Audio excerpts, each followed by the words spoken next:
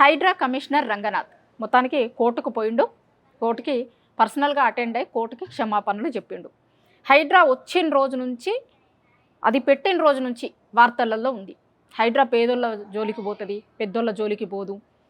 లేకపోతే శని ఆదివారాలల్లో కోర్టులకి సెలవులు ఉన్నప్పుడు, ఎందుకంటే మామూలు మధ్యతరగతి వాళ్ళు పేదోళ్ళు కోర్టులకి పోతే స్టే వస్తుంది కదా, ఆ కోర్టులకు పోయే టైం కూడా ఇవ్వకుండా కోర్టులు హాలిడేస్ ఉన్నప్పుడు ఈ హైడ్రా బుల్డోజర్లు పేదోళ్ళ ఇంటి మీదకి పోతాయి అనేది చాలా రోజుల నుంచి ఉన్నటువంటి చర్చ.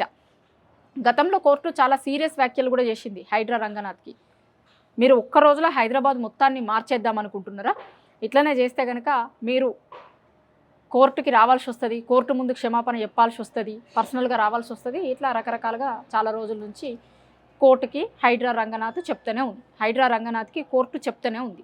అయితే నిన్నగా ఈ బతుకమ్మ కుంట విషయంలో చాలా రోజుల నుంచి కోర్టుల వాదనలు జరుగుతున్నాయి.